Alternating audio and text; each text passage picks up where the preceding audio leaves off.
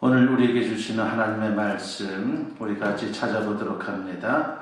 창세기 3장 1절 말씀부터 10절까지에 있는 말씀이 되겠습니다.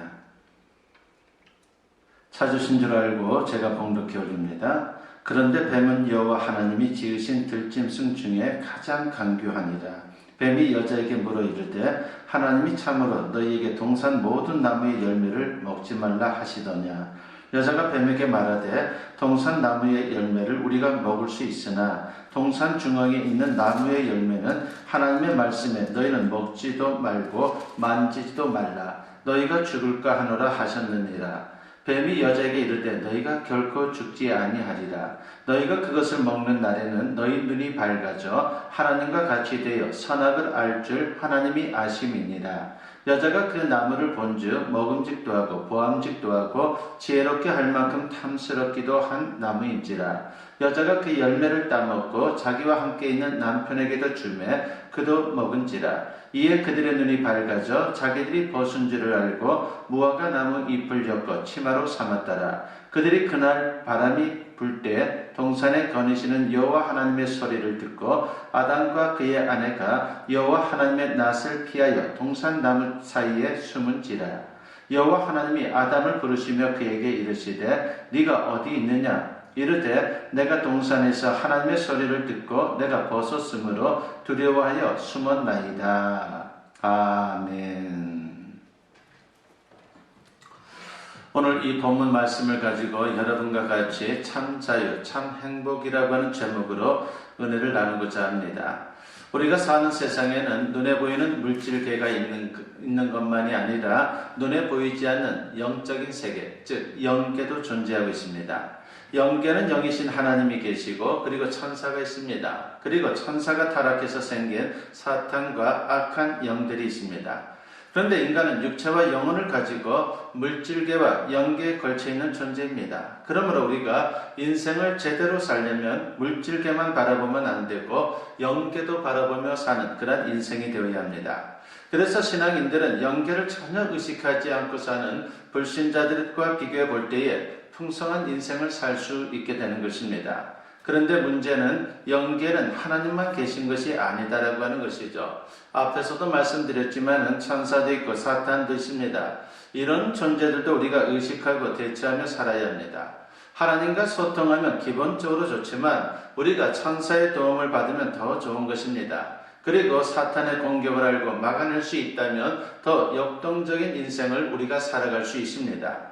그래서 이 시간에는 인류의 시조 아담과 하와를 유혹하고 인간을 멸망으로 빠뜨린 사탄에 대해 살펴보고자 합니다. 사탄은 그때부터 지금까지 그리고 세상 종말까지 인간을 끊임없이 유혹하고 멸망으로 이끌어갈 것입니다.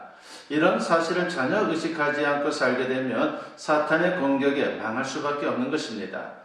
아무쪼록 오늘 말씀을 통해서 영적 전쟁에서 승리하는 복된 인생을 살아가는 그런 아름다운 모습이 우리 모두에게 있었으면 합니다.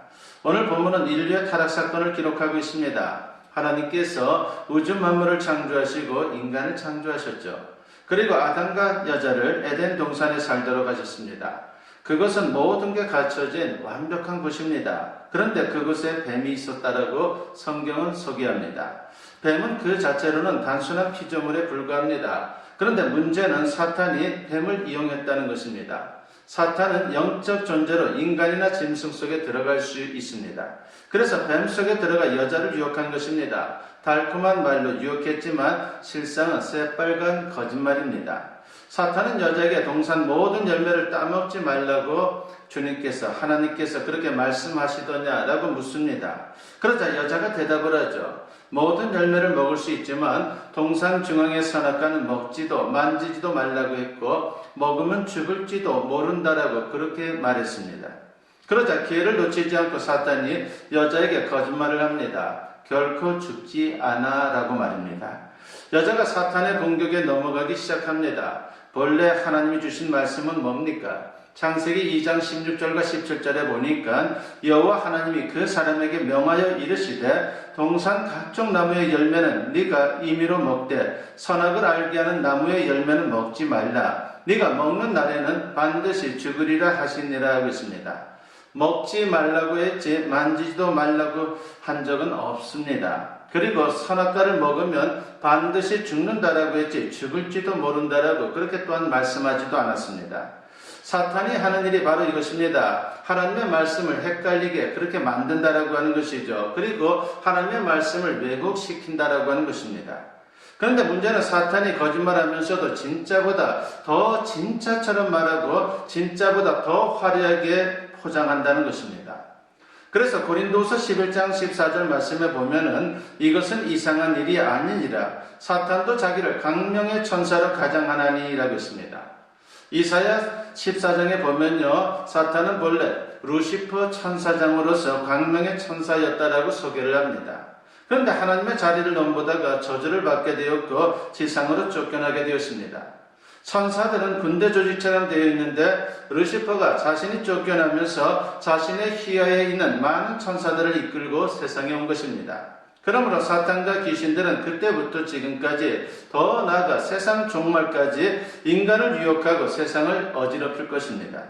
그러면 사탄과 귀신들이 어떻게 활동을 합니까? 가장 보편적인 것은 우리 마음의 생각과 감정에 나쁜 영향을 끼치고 하나님에게서 멀어지도록 그렇게 역사를 한다는 것입니다. 사탄은 인간이 하나님과 함께하면서 행복하게 사는 꼴을 못 봅니다. 그래서 어떻게 해서든지 멸망으로 끌고 가려고 발악을 합니다. 이를 위해서 거짓말로 하나님과 인간 사이에 이간질을 하는 것입니다. 오늘 본문을 보십시오. 사탄이 어떤 거짓말을 합니까? 대표적인 거짓말 두 가지가 나오죠. 하나님으로부터 벗어나면 자유를 누릴 수 있다라고 그렇게 첫 번째로 거짓말을 합니다. 말도 안 되는 소리입니다. 인간은 하나님의 피조물입니다. 그러나 많은 피조물 가운데 유일하게도 하나님 형상대로 지음을 받았고 가장 뛰어난 만물의 영장입니다. 이런 인간에게 하나님은 자유의지를 주셨습니다. 그래서 인간은 스스로 생각하고 판단하고 결정을 할 수 있는 그런 특권을 누리고 있는 것입니다. 하나님은 인간의 자발적인 사랑을 기대하고 있습니다. 억지로 사랑하는 것이 아니라 자발적으로 사랑하는 그 모습을 원하고 있다라고 하는 것입니다. 이런 소원이 반영된 것이 바로 선악과 계명인 것입니다. 에덴 동산 중앙에 있는 생명나무와 선악과는 하나님과 인간 사이의 관계를 가리키는 상징물입니다. 생명나무는 자유의지를 상징하는 것이고 선악과는 하나님을 창조주를 믿고 따르는 사랑의 관계를 상징하고 있습니다. 만일 선악과를 따먹으면 하나님에 대해 불신하는 것이고 그것은 하나님을 사랑하지 않는 것입니다. 그래서 하나님은 선악과를 따먹으면 하나님과의 사랑의 관계가 끊어진다라고 그렇게 경고를 하셨던 것입니다. 반드시 죽는다는 게 바로 이겁니다. 많은 사람들이 죽음하면 육신의 죽음만을 생각하는데 사실 그 이전에 하나님과의 관계 단절을 의미한다라고 하는 것을 잊어서는 안 됩니다. 이를 가리켜서 우리가 영적인 죽음이다라고 말할 수가 있습니다. 그 연장선에서 육신의 죽음이 있게 되는 것이고 영원한 사망이 있습니다. 그래서 하나님과의 관계가 단절되면 하나님이 주시는 평안, 기쁨, 축복, 생명을 상실합니다.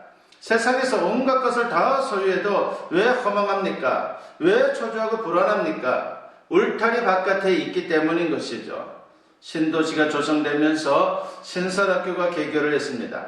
그런데 공기를 못 맞춰서 교실만 지어놓고 운동장도 제대로 정비하지 못하고 그리고 담장도 없이 그렇게 학교를 시작을 했습니다.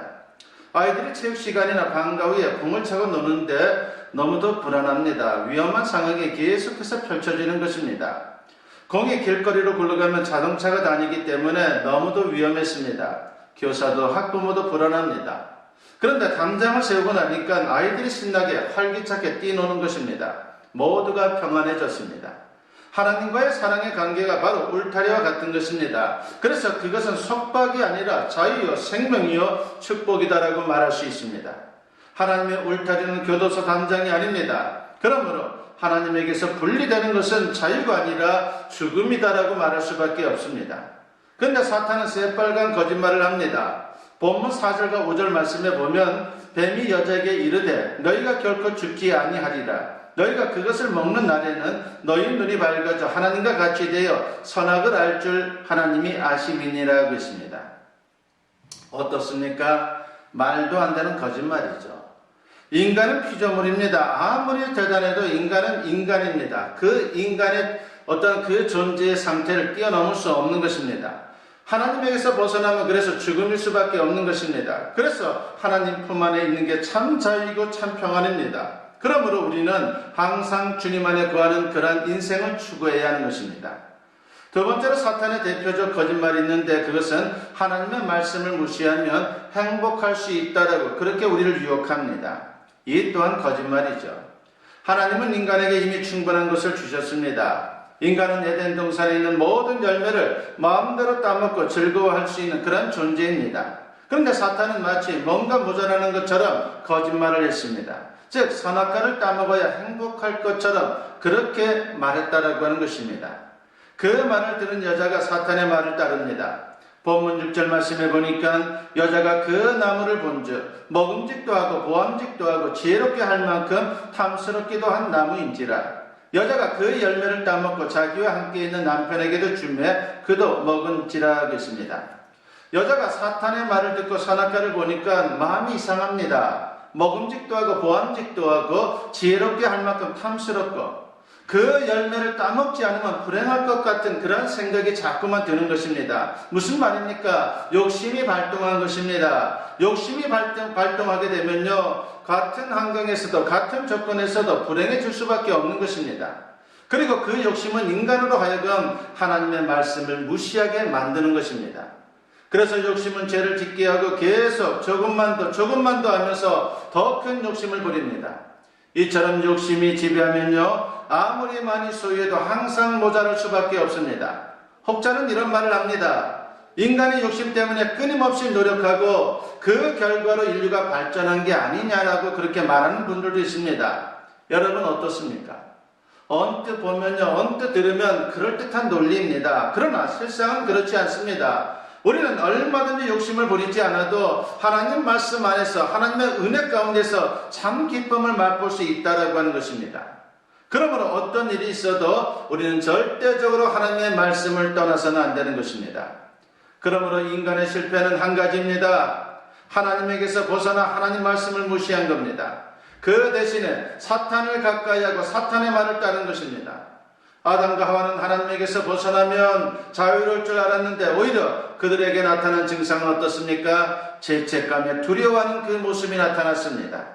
오늘 본문 7절과 8절에 보니까 이에 그들의 눈이 밝아져 자기들이 벗은 줄을 알고 무화과 나무 잎을 엮어 치마로 삼았더라.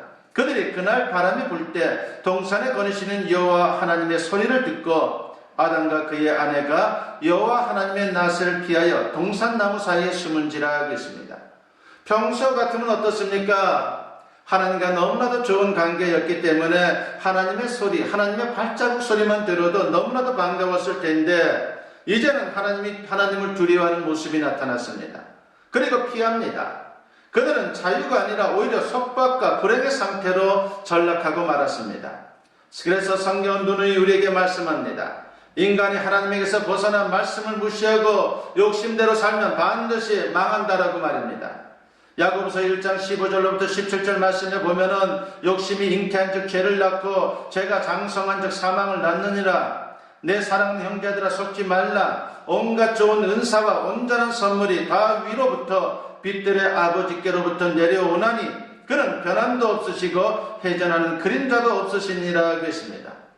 하나님을 떠나 욕심대로 살면 죄를 짓고 결국 사망한다는 겁니다. 이게 바로 사탄의 목표인 것이죠. 사탄은 끊임없이 인간의 생각과 감정을 자극하면서 인간을 불행으로 그리고 영원한 사망으로 끌고 갑니다. 욕심이 지나치게 되면요, 하나님이 보이질 않습니다. 그 대신 세상의 물질과 세상의 쾌락이 신으로 자리 잡게 된다라고 하는 것입니다. 그래서 골로새서 3장 5절에서 사도 바울은 탐욕을 가리켜 뭐라고 말합니까? 탐심은 우상 숭배니라고 했습니다. 마치 이런 겁니다. 꿀벌이 꿀단지를 발견했습니다. 정신없이 꿀을 먹습니다. 조금만 더 그러다가 거기에서 헤어나지 못하고 꿀 속에서 질식해 죽습니다. 꿀을 좋아했는데 꿀 때문에 죽는 겁니다. 얼마나 역설적입니까? 그런데 이게 현실입니다. 우리 인생도 그런 것입니다. 역사가 토인비가 이런 말을 한 적이 있습니다. 성공한 자는 그 성공한 것으로 망한다라고 말입니다. 욕심의 파괴력이 이렇게 대단한 것입니다. 사탄은 이것을 노리고 있습니다. 하나님은 창세기 3장 14절 이하에서 인간을 유혹한 사탄과 그리고 하나님을 배반하고 타락한 인간을 저주하게 됩니다.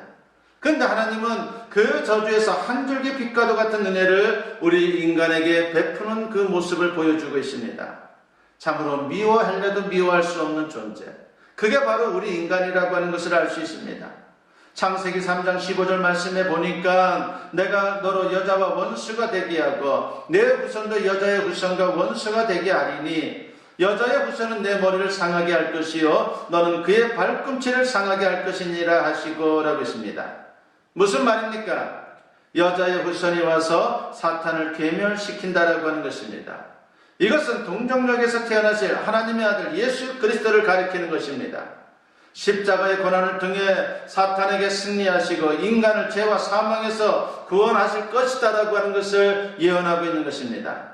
이 말씀이 선포된 후에 어떤 일이 생깁니까? 창세기 3장 20절과 21절 말씀에 보니까 아담이 그의 아내의 이름을 하와라 불렀으니 그는 모든 산자의 어머니가 됨이더라. 여호와 하나님이 아담과 그의 아내를 위하여 가죽옷을 지어 입히시니라고 했습니다. 아담이 여자의 이름을 하와라 지어줍니다. 그리고 하나님은 그들을 위해서 가죽옷을 지어 입혀주셨습니다. 그 전에 범죄한 그들은 어떠한 모습으로 살았습니까? 무화과나무로 그들은 옷을 해입었습니다. 나름대로 죄의 수치를 가리려고 참으로 애쓴 것입니다. 그래도 제대로 가릴 수 없었는데 이제는 하나님께서 가죽옷으로 그들의 수치를 가려주었다라고 하는 것입니다. 가죽옷을 만들기 위해서는 짐승이 피 흘려 죽어야 합니다. 여기서 바로 대속의 원리가 나온 것입니다.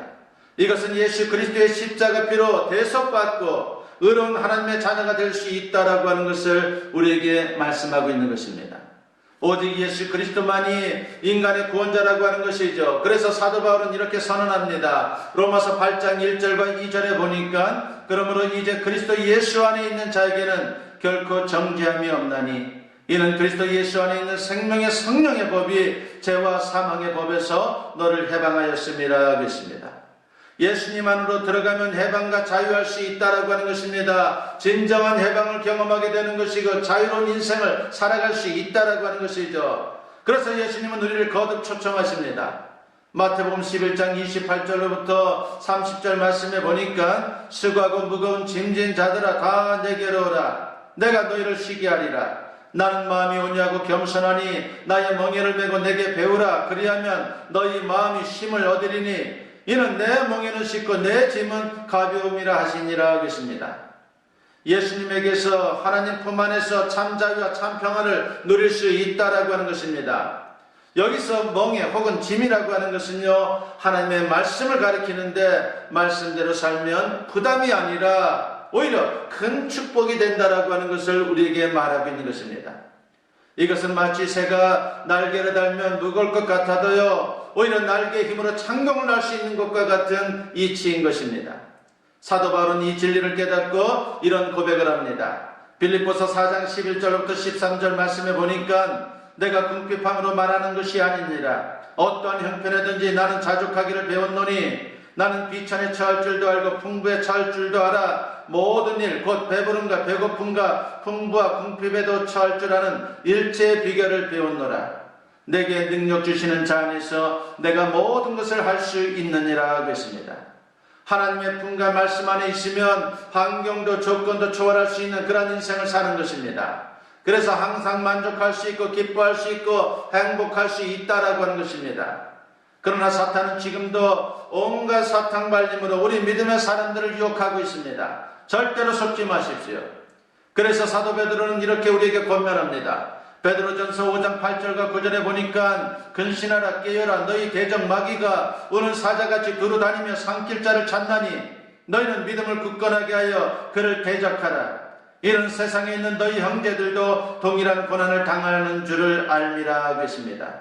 사탄은 오늘도 우는 사자처럼 먹잇감을 찾아 헤맨다라고 하는 것입니다. 아주 은밀하게 내 생각에 내 감정에 충동질을 하고 있습니다. 그러므로 욕심 때문에 사탄의 사탕발림에 넘어가 스스로 무장해제를 하면 절대로 아니 되는 것입니다.